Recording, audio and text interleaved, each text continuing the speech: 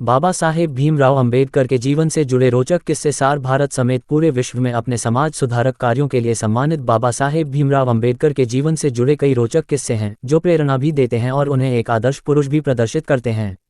बाबा साहेब भीमराव अंबेडकर विश्व में अपने समाज सुधारक कार्यों के लिए मशहूर हैं। भारत के महान नेता, सामाजिक सुधारक और संविधान निर्माता बाबा साहेब भीमराव अंबेडकर का जन्म 14 अप्रैल 1891 को मध्य प्रदेश के महू नामक स्थान पर हुआ था। दलित समुदाय से जुड़े डॉक्टर अंबेडकर ने अपने जीवन में दलितों के अधिकारों की लड़ाई लड़ी। उन्होंने लॉ और सामाजिक विज्ञान से डिग्री हासिल की और अपनी शिक्षा के बल पर दलितों के अधिकारों के लिए संघर्ष किया।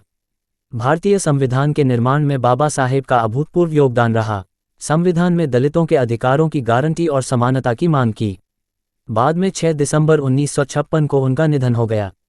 भारत समेत पूरे विश्व में अपने समाज सुधारक कार्यों के लिए सम्मानित बाबा साहेब भीमराव अंबेडकर के जीवन से जुड़े कई रोचक किस्से हैं जो प्रेरणा भी देते हैं और उन्हें एक आदर्श पुरुष भी प्रदर्शित करते हैं।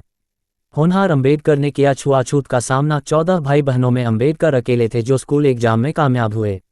दूसरे बच्चों की तुलना में भी वह काफ़ी तेज थे, लेकिन उनकी काबिलियत के बावजूद अंबेडकर को स्कूल में अन्य बच्चों से अलग बैठाया जाता था। उनको क्लासरूम के अंदर बैठने की इजाज़त नहीं थी।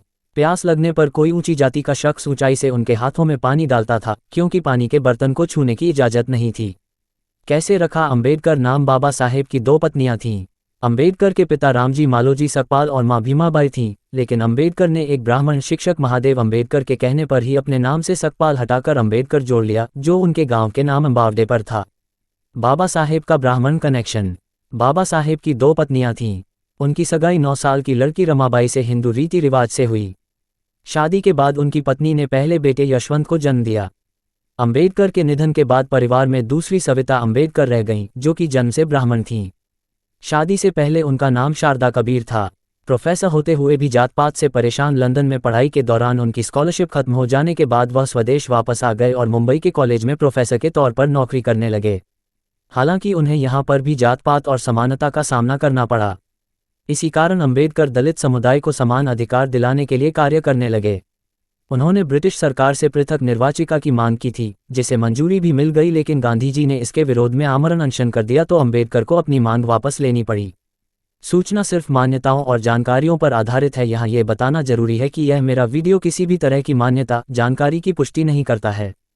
किसी भी जानकारी या मान्यता को अमल में लाने से पहले संबंधित विशेषज्ञ से सलाह लें। धन्यवाद।